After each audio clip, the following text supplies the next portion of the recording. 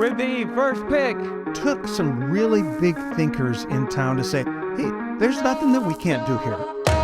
KC Sports Network presents the stories behind how the NFL Draft came to Kansas City. It opened a door unlike anything we've had. Join Marlia Campbell on the new storytelling channel at KCSN. How do we sell and share what Kansas City is all about? Yeah, I'm going to work like hell to make sure we share the best, but it means that we have to be near flawless. We deserve this. We deserve this. And we are going to host one hell of a party. Hear from a few of those who made it happen, like Kathy Nelson, Quentin Lucas, and Greg Graves. And now, here's Marlia Campbell. This is the story of how the NFL Draft came to Kansas City, or more accurately, how the small group of people behind the bid overcame an initial rejection, a terribly timed freak rainstorm, and a freezing airplane, among many other hurdles over nearly a decade to lock in the biggest event the City of Fountains has ever seen. The 2023 NFL Draft is expected to add a $150 million lift to the city's economy. April 27, 2023, the lawn outside Kansas City's historic Union Station will be flooded with hundreds of thousands of people from across the country. One by one, NFL Commissioner Roger Goodell will call out the names of the nation's top talent, dreams coming true in front of not just those in attendance, but millions more on television, creating priceless exposure for our town.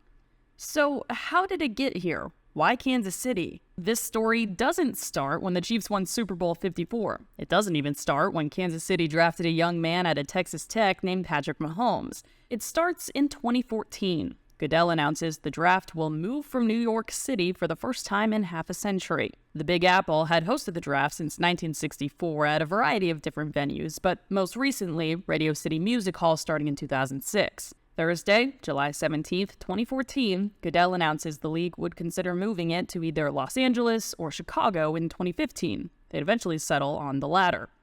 Meanwhile, in Kansas City Sports Commission CEO Kathy Nelson gets a phone call.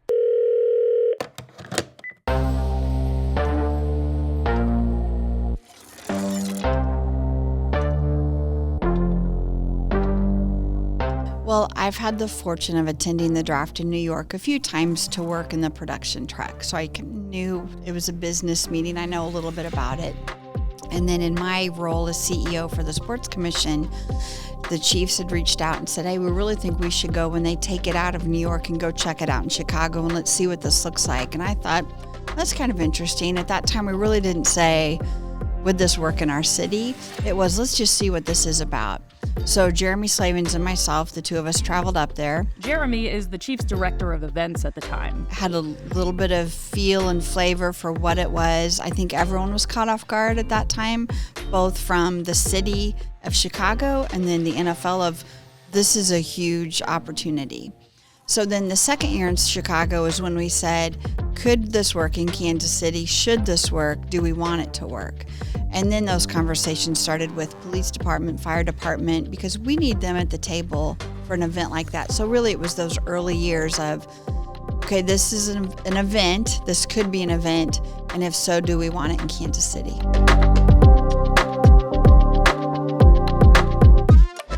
The Chiefs want to consider bringing the draft here, so they call Nelson. This is a good time to pause and talk about the Sports Commission. It's important to know why Nelson's phone rang, why her organization spearheads this process. There's nothing that this gal can't do. That's former Burns & McDonnell CEO Greg Graves. He's extremely important in this story. We'll introduce you to him and his role in all of this later on. I literally believe it, and Kansas City and the sports community is so beyond lucky to have Kathy Nelson as a part of our team. So we have supported her in the biggest way possible. In fact, my chief financial officer, Denny Scott, was the chairman of her board for quite a few years.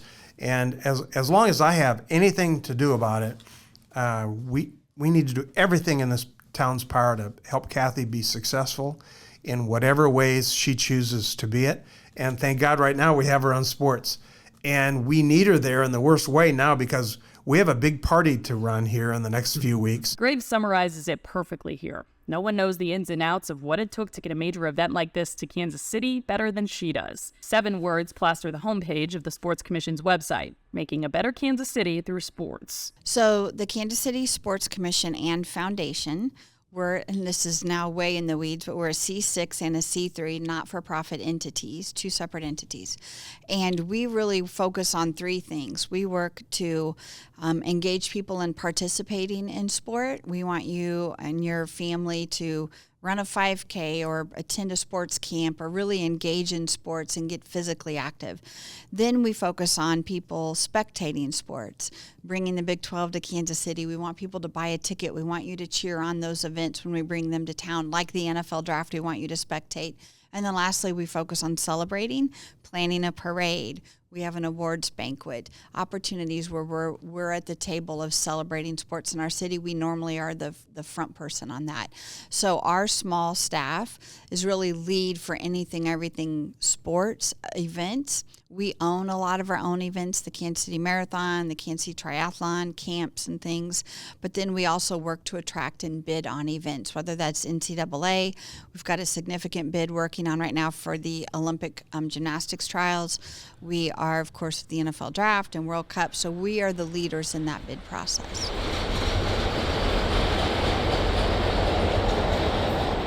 So Nelson and Slavens make the trip up to the Windy City. Just to paint the scene here a little bit, it's 2015, the Chiefs are coming off a 9-7 season, missed the playoffs, and would go on to draft Marcus Peters and Mitch Morse in the first and second rounds this year. And with the number 1 overall pick in the 2015 NFL Draft, the Tampa Bay Buccaneers select Jameis Winston. Of course, that's why we went, just to see the footprint and what that could be, what it looks like, what would be the opportunities, and would this fit in our market, in our city. So that first trip was a lot of walking, figuring out what are the opportunities, what are the places where they engage with fans, where do they have their parties, what are they doing for alumni and VIPs, and where's the stage show. And in that time in Chicago, the stage show was in a very small venue. And so Jeremy and I walked into that venue, and I thought, well, gosh, this would work at the Midland. And we walked out of there and but the fan part would be where we would need to be outside and engaged with the fans that way, but we could put the stage itself in the Midland or Kaufman. And then the next year in Chicago, it was bigger, and that's when their stage was different and outside, and you're like, oh, it's really growing quickly. So immediately we knew that if we were going to think about this and create an opportunity to pitch back to the NFL, we had to think really big and really different. Another quick pause. The Midland, for the record, fits about 3,000 people. The Kaufman Center, just under 2,000. But I think you could have hosted it in a small bar at one time. You could have hosted it in my Burns and McDonald conference room at one time, because the people who were making the draft picks were actually there. There weren't the war rooms, and there weren't the media and I still go back to it. The NFL knows how to brand their sport like no other sport in the world. And they have created this brand that everybody wants to be a part of, and has created billions and billions and billions of dollars in value to the owners of the NFL, but has also created great opportunities for cities. The Las Vegas Review-Journal estimates roughly 600,000 people attended the 2022 NFL Draft. That's where this was at this point in time. They have turned something that was a pretty small, boring, 3-day experience, and they have turned it into a rock concert. So this small group of people realizes this is something they'd eventually like to bring to Kansas City. Now what? It was a conversation with the city manager at that time, was Troy Schulte, with the mayor, Sly James, and we have to have that support from them to be able to make this happen. This just isn't the Sports Commission and the Chiefs saying, yeah, we'll bring that here and this will work. It involves thousands of people. So we had to have some type of, yes, we're in. Let's start to really put the bid together then, and start to put together what the LOC, the local organizing committee, could look like, and who do we need at the table. And it was complicated because this was something we had never done before to that scale necessarily, and the NFL still didn't know exactly what they were looking for. So once it really once they decided, because Chicago didn't bid on it, they worked out an agreement and it moved from New York to Chicago. Then once they realized after the second year in Chicago that it could work in other markets, that's when other markets came to the table and said, okay, we're interested. We would like to try and attract that event to our city. So after Chicago, a lot of conversations with local officials, with a lot of police and fire department, like I mentioned, emergency management services, because this is one of those events where it takes truly the whole entire community to come together to make this work. So a lot of conversations. Then it was, yes, we think we can make this happen. And then it was back to the chiefs. Okay, our city's ready. The sports commission's ready. What can you bring to the table to help us? So Kansas City officially gets started on its bid process. The NFL was still trying to figure this out. So we had that in our favor, that they were really going, okay, what do we need to do for a budget? What do we expect from a city? What's that next step? So at the same time, we've been very successful in Big 12 basketball, keeping Big 12 men's and women's here in Kansas City. So we use that local organizing committee chart to go, okay, we know we have volunteers taken care of. We know we have transportation leads. We know we have hotels. We know we have fan. We know that when spouses come to town, we know how to treat them. We know where the players go. When they don't have a game, we'll take them to the Negro Leagues Baseball Museum. So we had that in place. We just made it a little bigger. And then we added things like a military component. We added Greg Graves, who was CEO of Burns McDonnell. He came in and helped as our fundraising chair. So there were certainly things that we expanded upon, but there certainly was a blueprint that helped make it that successful. And even with NCAA events, we hosted the 2017 Division I Women's Volleyball Championship, broke an attendance record. We used that local organizing committee chart to really build from. That's the chart we worked from for the draft. Big events like this take years and years. There's the technical part of the bid, there's the financial part of the bid, there's the security and safety and footprint and venues, but then there's also relationship part.